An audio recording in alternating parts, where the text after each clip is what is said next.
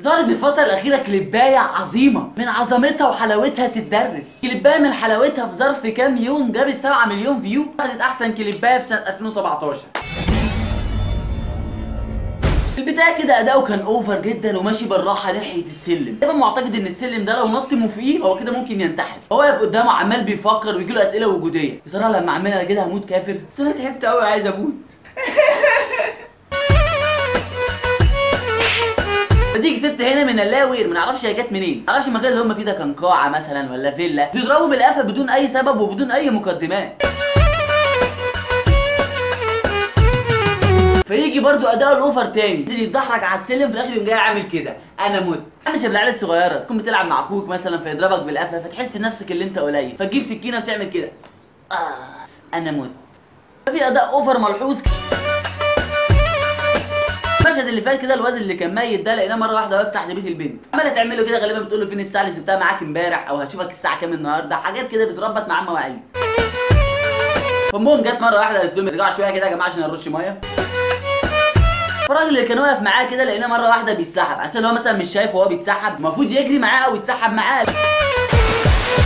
جايه الست رمياه بميه المواعين، حركه قديمه قوي وطنط دي قديمه جدا. حركه الميه دي طرزت من فيلم صايع بحر. قالوا لي فين الجدعنه، قالوا لي فين الجدعنه، قالوا لي فين. روح اسال اللي قالوا لك الجدعنه فين، ما تسالناش احنا مالنا يا رأفت. انا عايز افهمه يا رأفت، ايه علاقه الجدعنه بالحب؟ ولا انت بتلقح كلام عشان امها مش عايزه اتجوزها لك مثلا؟ صراحه يعني يا رأفت ما تزعلش مني، انت بصوت امك ده ما حدش ينفع يتجدعن معاك، ده اللي يشوفك او يسمع صوتك لازم يجري منك يا ابني. نيجي هنا مره واحده لقينا رأفت بيصور الكليبايه في الملاهي. طب ايه علاقه الجدعنه بالملاهي؟ غالبا هو كان عايز يركب مرجحه فطلب من صاحب المرجحه اللي هو يركبه ببلاش معهوش فلوس، فصاحب المرجحه رفض، او طلب من صاحبته اللي هي تدفع له عشان هو معهوش فلوس ونفسه يركب المرجحه فرفضت، فعمال بيلقع بالكلام. بحبها من 100 سنه، قالوا لي فين بحبها من 100 سنه، بحبها في علم الغيب روح امك. بس الحاجه الوحيده اللي تبين اللي انت بتحبها من 100 سنه، انت قبل ما ابوك وامك يفكروا اللي هم يجيبوه اصلا كنت انت بتحبها، او ان ده مثلا هبد ورزع عشان يكملوا قافيه الاغنيه، غالبا هبد ورزع. وفي احتمال ثالث ان انت تبقى زومبي، انت بوشك ده شكل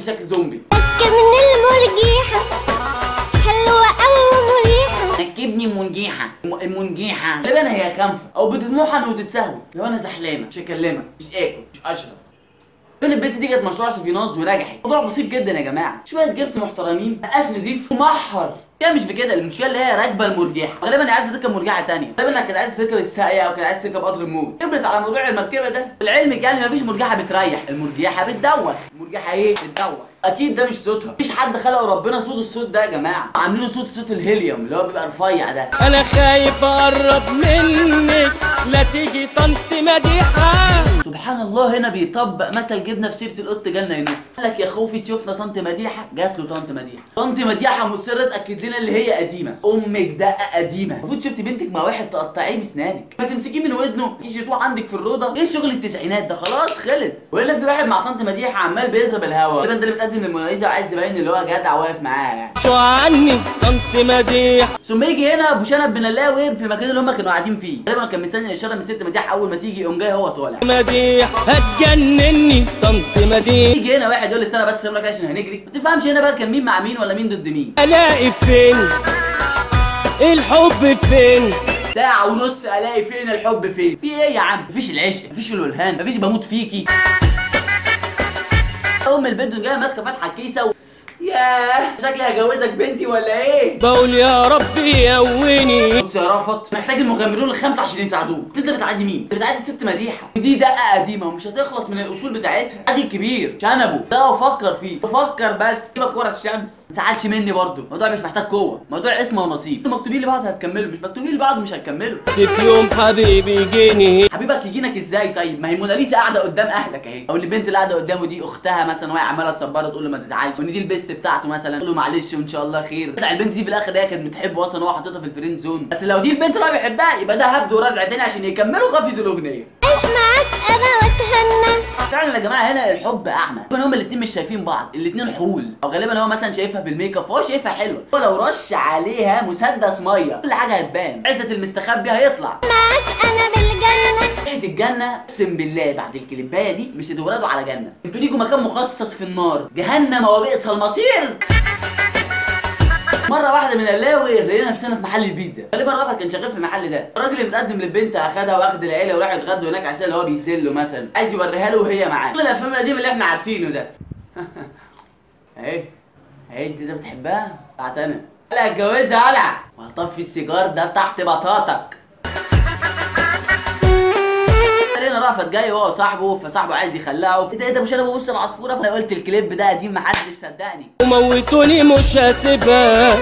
ده كلام كبار، يعني احنا عايزين نبقى واقعيين مع بعض. الموت يعني بيفرق. الحاجه الوحيده اللي انت ما تخلكش تسيبها وانت ميت اللي انت تبقى مخلد. احنا مش مخلدين يا رافت، انت هتكفر ولا ايه؟ وحد الله في قلبك كده بس، لا اله الا الله. وفي حل تاني اللي هي تموت معاك، تدفن في نفس التربه ونخلص منكم بقى، نعيش مع بعض يا حبيبي احنا الاثنين. ده لازم برضاكوا. احنا اولياء اموركم. انما ان احنا رافت تتجوزوا ولا لا؟ انت عامل الكلبات دي كلها عشان تاخد راينا؟ انتوا عايزين تتجوزوا بس يا خوفي من الاطفال اللي انتوا هتجيبوها. انا من رايي بلاش، جيبوا اطفال شبه فرقه الجزمه. اعمل فرح على هواكوا. تعمل لها فرحنا على هوانا ليه؟ انا نفسي افهم انت ايه مدخلنا ايه في الموضوع. انا لا يمكن احضر الفرح زي ده، انا عمري ما هشارك جريمه زي دي. انا احضر فرح كلب بلدي وما احضرش فرحك. النهايه بقى الاغنيه كلها مالهاش اي علاقه ببعض. ده واحد بيحب واحده، دي واحده بتحب تركب المناجيح. طول الكليب باصه للكاميرا وهو باصص لها. ده الحب، مش ببص للكاميرا وهو معاها يا جدعان. كالعاده زي ما عودتنا مصر، مفيش حاجه بتتشهر الا لما تكون سف وزيتها. عاشت مصر شعبها وسفها وزيتها.